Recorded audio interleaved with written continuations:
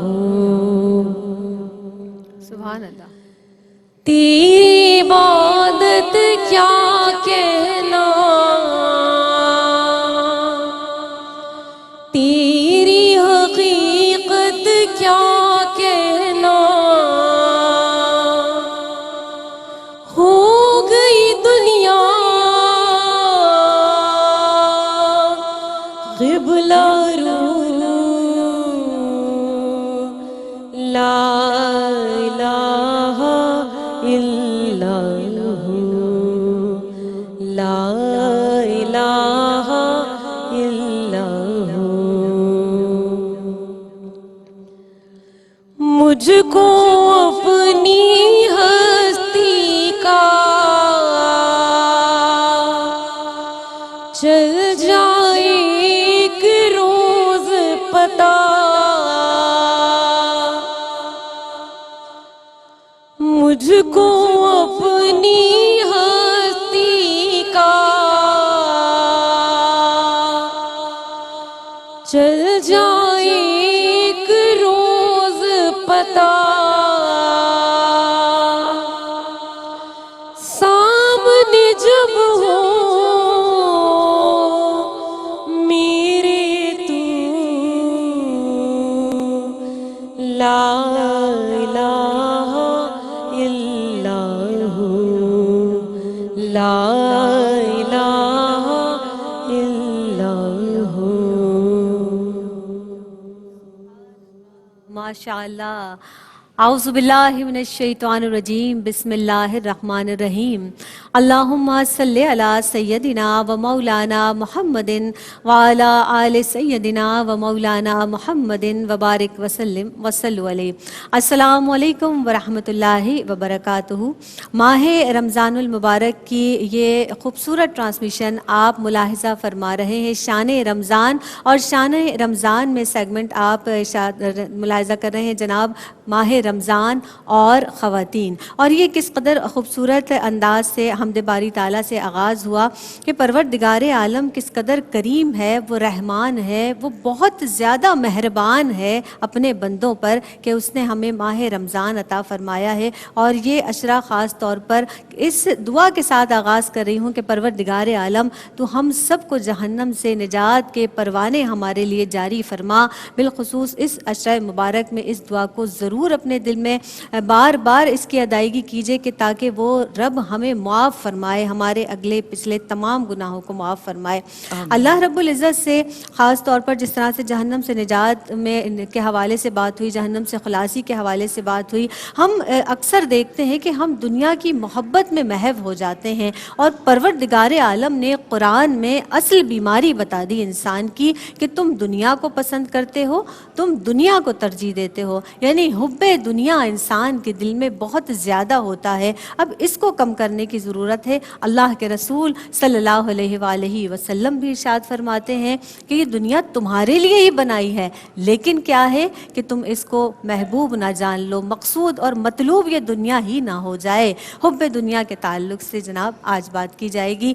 अल्लाह रब्बुल इज़्ज़त हमारे दिलों में दुनिया की मोहब्बत कम हो जाए किसी तरह से, और हम आखिरत की तैयारी करें, ये हमारे लिए ज़्यादा बेहतर है, क्योंकि वही हमारी ज़ाहिर आखिरी जगह है।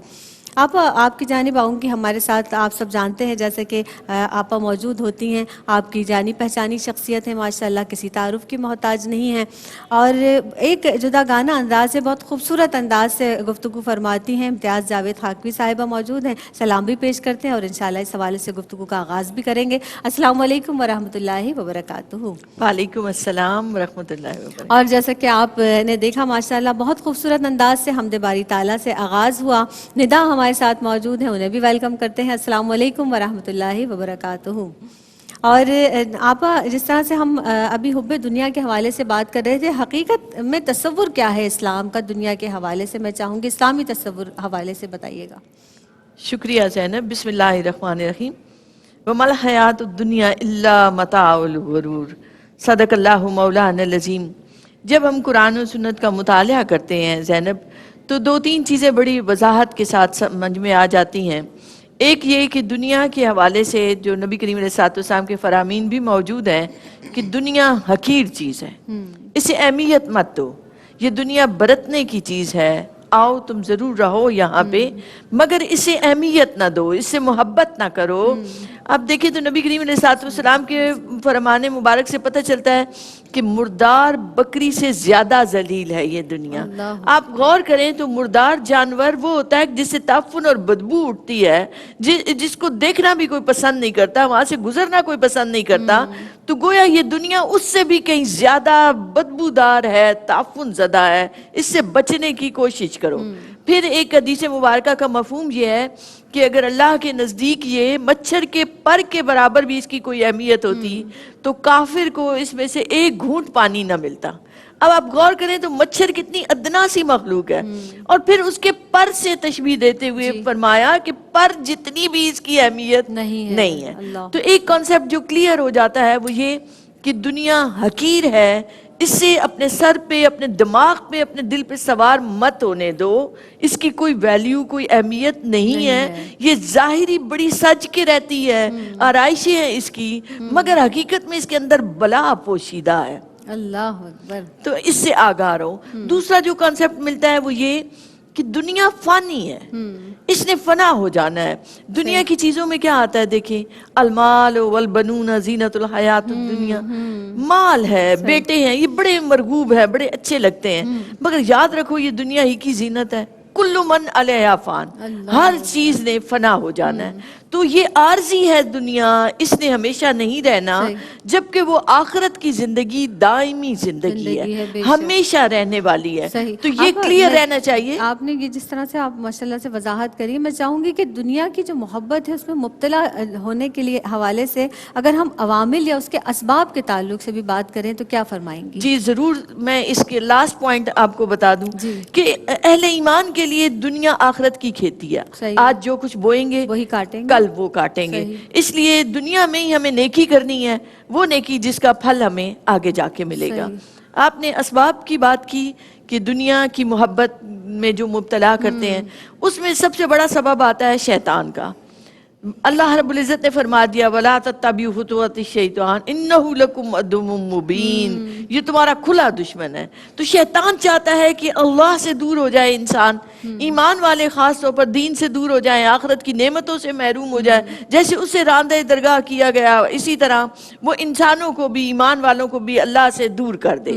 تو وہ ہر وقت انسان کو بہکانے میں لگا ہوا ہے، ہر وقت انسان کے لیے چیزوں کو مزین کر کے پیش کر رہا ہے تاکہ انسان اس طرف دنیا کی محبت میں رنگا جائے۔ دوسری چیز آتی ہے انسان کا نفس۔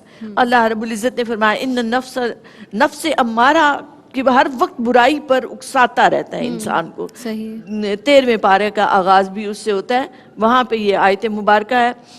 تو کیا ہے کہ نفس انسان کو برائی کی طرف لے جاتا ہے، شیطان اندر آتا ہے، وسوسے ڈالتا ہے، خیال ڈالتا ہے، نفس اس کو مرغوب لگتے ہیں، اور نفس چونکہ دشمن ایسا ہے انسان کا جو انسان کے اندر ہی چھپا ہوا ہے۔ آپ دیکھیں تو باہر کے دشمن سے تو آپ لڑ لیتے ہیں، اندر کے دشمن سے لڑنا مشکل ہو جاتا ہے۔ نفس ایسی چیزوں کو پیش کرتا ہے، ان کی طرف راغب کرتا ہے۔ اب انسان کا کام یہ ہے کہ وہ نفس کی ان خواہشوں کو سمجھتے ہوئے ان سے بچنے کی کوشش کرے۔ پھر اس کے بعد ایک اور جو سبب آتا ہے وہ دنیا کی آرائش اور زیب و زینت ہے۔ اس پہ کلام بھی کریں گے اور سیرت کے تعلق سے بھی جانیں گے کہ دنیا کی کیا حقیقت ہے۔ خلفائے راشدین جو ہمارے اولیاء کاملین تھے، انہوں نے دنیا کو کس نظر سے دیکھا، اس پر بھی کلام کریں گے۔ ایک وقفے پر جانا ہے، حاضر ہوتے ہیں اس مختصر سے وقفے کے بعد۔ السلام علیکم ورحمۃ اللہ وبرکاتہ۔ ماہ رمضان اور خواتین میں آپ سب کا ایک مرتبہ پھر خیر مقدم ہے۔ جناب حب دنیا کے تعلق سے بات کی جا رہی ہے، اور سورہ کہف میں ہے کہ یہ دنیا بناؤ سنگار کر کے، مفہوم ہے کہ تمہارے سامنے کر دی گئی ہے تاکہ تمہیں آزمائیں کہ تم میں سے کون بہتر اعمال کرنے والے ہیں۔ آپا ہمارے ساتھ موجود ہیں، گفتگو جاری تھی۔ آپا میں نے ایک جگہ آپ کوئی پوائنٹ ارشاد فرما رہی تھی، وہیں سے آغاز کیجیے گا، اور ساتھ سیرت النبی کے تعلق سے صلی اللہ علیہ وسلم کہ دنیا کی کیا حقیقت تھی، اور خلفائے راشدین جو ہمارے اولیاء کاملین اور ان کے ساتھ ساتھ جو اللہ کے نیک بندے ہیں، دنیا کی حقیقت ان کے حوالے سے بھی کچھ گفتگو کیجیے گا۔ شکریہ زینب. اسباب پر بات ہو رہی تھی کہ دنیا کی محبت کیوں دلوں میں پائی جاتی ہے. کہ ایک تو شیطان، دوسرا نفس، تیسری دنیا کی آرائش اور زیبائش اچھی لگتی ہے، انسان کو مرغوب ہوتی ہے، اس لیے وہ اس کی طرف اٹریکٹ ہوتا ہے اور بھول جاتا ہے کہ یہ عارضی ہے اور حقیر چیز ہے. تو آپ نے بات کی سیرت النبی کے حوالے سے صلی اللہ علیہ وآلہ وسلم. دیکھیں زینب نبی کریم علیہ الصلوۃ والسلام کی ساری حیات مبارکہ اس بات کی گواہ ہے کہ آپ نے دنیا کو کبھی اہمیت نہیں دی اور تربیت بھی ایسی کی. صحابہ کی ابتدائے اسلام میں دیکھیں تو کفار مکہ نے ہر طرح کی پیشکش کی. آپ سرداری قبول کر لیں، بادشاہی لوگوں کو مرغوب ہوتی ہے، آپ کسی خوبصورت خاتون سے شادی کرنا چاہیں، مال و زر چاہیں. میرے آقا حضور اکرم صلی اللہ علیہ وآلہ وسلم ہر چیز ٹھکرا دی. اللہ رب العزت نے آپ کو دنیا کے خزانوں کی کنجیاں عطا کی. اگر آپ چاہتے فرمایا تو آپ کے لیے احد پہاڑ کو سونا بنا دیا جاتا، مگر آپ نے سادگی کو پسند فرمایا. آپ کے بارے میں آتا ہے کہ آپ زمین پر بیٹھ جاتے، زمین کو عزت دیتے. آپ کھانا کھاتے تو زمین پر دسترخوان بچھا کر کھانا کھاتے. آپ کا حجرہ مبارک وہ کاشان نبوت جہاں وحی اترتی، جہاں اللہ کے پیغام اترتے تھے، وہاں کیا ہے؟ کھجور کے پتے اور مٹی کے گاروں سے بنا ہوا وہ چھوٹا سا حجرہ مبارک، اور آپ کھردری اس بان کی چٹائی پر سو جاتے ہیں تو جسم مبارک پر نشان پڑ جاتے ہیں، جن کو دیکھ کر حضرت عمر رضی اللہ عنہ رو پڑتے ہیں کہ کیسر و کسرا کے لیے وہ محلات. تو آپ صلی اللہ علیہ وآلہ وسلم نے فرمایا عمر ہم نے آخرت کو ترجیح دی دنیا پر. سبحان اللہ. پھر آپ نے بات کی خلفائے راشدین اور صحابہ کی. حضرت ابو عبیدہ بن الجراح کے بارے میں آتا ہے کہ حضرت عمر فاروق رضی اللہ عنہ ان کے گھر گئے تو ان کے گھر اتنا قلیل ساز و سامان تھا کہ دیکھ کر رو پڑے کہ کچھ بھی نہ تھا دنیا کی آرائش کا سامان. حضرت حسن بصری رحمۃ اللہ علیہ فرماتے ہیں کہ میں 70 ایسے صحابہ سے ملا کہ جن کے پاس دوسرا جوڑا نہیں ہوتا تھا پہننے کے لیے. اللہ اکبر. اور ایک کے بارے میں تو آتا ہے ایک صحابی کے بارے میں کہ وہ مسجد نہیں جا پاتے تھے کیونکہ وہ ایک ہی کرتا تھا جسے دھو کے انہوں نے پھر پہننا ہوتا تھا. تو یہ عالم تھا ان لوگوں کا جو جن کے پیچھے چلیں تو ہم ہدایت کو پالیں، جنہوں نے دنیا کو چھوڑ دیا. اور سیدنا مولا علی کرم اللہ وجہہ کا فرمان ہے کہ دنیا اور آخرت دو سوکنے ہیں. دنیا کو راضی کرو گے تو آخرت نہ سے دور ہو جاؤ گے، آخرت کو راضی کر لو، آخرت بنا لو تو دنیا ناراض ہو جاتی ہے. تو ایسے ہی عالم ہے کہ دنیا اور آخرت دو زندگی کے روپ ہیں. یہ فانی ہے، یہ لہو اور لعب سے اسے تشبیہ دی گئی ہے. کھیل تماشا ہے، یہ میدان میں جیسے خاک اڑنے لگ جاتی ہے، کھیل ختم ہو جائے. تو ایسی ہی یہ دنیا ہے، اس نے ختم ہو جائے. کہ ذرا سی دیر تماشا دیکھنے کے لیے ٹھہر جاتے ہیں، پھر اس کے بعد آگے بڑھ جاتے ہیں. ہاں جی. آپا میں چاہوں گی دنیا کی محبت میں کیسے انسان غرق ہو جاتا ہے، وہ کون سے عوامل ہیں، میں چاہوں گی اس کا بھی تذکرہ فرما دیجیے. زینب قرآن مجید میں جہاں بیان ہوئے دنیا کے بارے میں بار بار، وہاں ایک جگہ سورہ بقرہ میں ارشاد باری تعالیٰ ہے کہ زُیِّنَ لِلنَّاسِ حُبُّ الشَّهَوَاتِ مِنَ النِّسَاءِ وَالْبَنِينَ، وہ چیزیں کہ وہ عوامل جو انسانوں کے لیے مزین کیے گئے ہیں اور انسان ان کی طرف رغبت رکھتے ہیں، ان میں عورتوں کی محبت، پھر بیٹوں کی محبت، پھر عہدے، رتبے، سونا، چاندی، یہ وہ عوامل ہیں کہ جو دنیا کی محبت میں غرق ہونے کا سبب بنتے ہیں. اور اللہ نے بتا دیا کہ متاع الدنیا قلیل، کہ یہ دنیا اس کی متاع جتنی بھی ہے، کہیں متاع الغرور فرمایا کہ دھوکے کا سامان ہے، اور کہیں فرمایا کہ بے شک یہ قلیل دیر کے لیے، بہت کم وقت کے لیے. جیسے پانی کا بلبلہ ہوتا ہے نا، اس نے کتنی دیر ٹھہرنا ہے. بھائی نہیں ایسے ہی اگر آنکھ کھل جائے نا باطنی تو پھر پتہ چلتا ہے کہ وہ چیزیں جو اتنی آرائش والی ہمیں لگ رہی ہیں، در حقیقت وہ بدصورت بڑھیا سے کئی زیادہ کری صورت ہے یہ دنیا. اللہ اکبر. جسے مردار بکری سے زیادہ ذلیل کہا گیا، اس کی اہمیت کیا رہے. لیکن مومن اور کافر کی زندگی میں فرق ہوتا ہے. نبی کریم علیہ الصلوۃ والسلام کا فرمان ہے کہ مومن کے لیے دنیا قید خانہ ہے اور کافر کے لیے جنت، کیونکہ کافر کو پتہ ہے کہ اس کے لیے یہی سب کچھ ہے، اور مومن کو خبر ہے کہ آج اس نے اچھے اعمال کرنے ہیں. لِيَبْلُوَكُمْ أَيُّكُمْ أَحْسَنُ عَمَلًا، اسے آزمایا جا رہا ہے، اس کو دیکھا جا رہا ہے، پل پل ہر چیز ریکارڈ میں آ رہی ہے. تو اس نے آج وہ سامان، وہ زادرات تیار کرنا ہے جو آخرت میں، اس دائمی زندگی میں، ہمیشہ رہنے والی زندگی میں صحیح۔ اس کے کام آئے گا۔ بے شک۔ اللہ نے فرما دیا والباقیات الصالحات خیر عند ربک، نیک اعمال ہیں جو اللہ کے پاس محفوظ ہیں، جو بہتر ہیں تمہارے لیے۔ اللہ اکبر۔ اور کہیں فرمایا کہ یہ جو دنیا کی پلیئرز ہیں، خوشیاں ہیں، سبحان اللہ، یہ سبحان ختم اللہ۔ ہونے والی ہیں۔ اور آپا دنیا ایک کے بندہ مومن اگر دنیا کی محبت میں غرق ہو جاتا ہے اور دنیا کی محبت میں اس کا دل لگتا ہے، کیا نقصانات ہیں؟ نقصانات کے تعلق سے فرمائیے گا۔ زینب نبی کریم علیہ الصلوۃ والسلام کا فرمان ہے کہ دنیا کی محبت ہر خطا کی جڑ ہے۔ آپ نے نقصانات کی بات کی، جتنا دنیا سے انسان محبت کرتا ہے دین سے دور ہوتا چلا جاتا ہے، گناہوں کی دلدل میں دھستا چلا جاتا ہے، اس سے وہ غلطیاں، وہ گناہ ہو جاتے ہیں کہ جس سے اس سے برباد ہو جاتی ہے۔ اور آپ دیکھیں تو آخرت باقی رہنے والی، ہمیشہ رہنے والی ہے، ایک دن حساب دینا ہے، اس دن اس کے پاس کچھ بھی نہ ہوگا متاع۔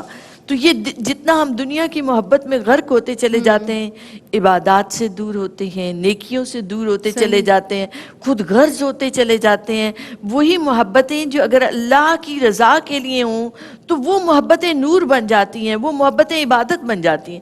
مگر جب آپ اللہ کی اور آخرت کی اس چاہت سے دور ہوتے ہیں، دنیا کی محبت میں غرق ہوتے ہیں، تو یہی محبتیں آپ کے لیے ایسی آزمائش بنتی ہیں کہ جو آپ کے لیے عذاب کا باعث بن جاتی ہیں۔ اسی لیے یہ یاد رکھنا چاہیے کہ جتنا مال کی محبت رہے گی آپ میں خود غرضی آئے گی، مفاد پرستی آئے گی، لالچ آئے گا، تکبر آئے گا، پھر جو نیکی آپ کریں گے بھی وہ بھی ضائع ہوتی چلی جائے گی۔ تو یہ دنیا تو فانی ہے، اس نے رہنا نہیں ہے، یہ جوانی، یہ صحت، یہ دولت، یہ مال، یہ سب چیزیں چلی جانی ہیں۔ صحیح۔ آپا اسلام ترک دنیا کی بھی بات نہیں کرتا، نہ ہی بالکل دنیا کو ترک کرنے کی بات کرتا ہے، نہ ہی یہ بات کی جاتی ہے کہ آپ بالکل دنیا کے ہو جائیں۔ ایک مومن کیسے بیلنس لائف گزارے گا، یہ فرما دیجئے۔ زینب میں یوں دیکھتی ہوں اسے کہ اگر بندے کے دل میں اللہ کی محبت ہو، اللہ کے حبیب کی محبت ہو، دین کی خدمت کا جذبہ ہو اس کے اندر، مخلوق خدا کی خیال رکھنے کا جذبہ ہو، تو اس سے کیا ہوتا ہے، اس کا عمل بدل جاتا ہے۔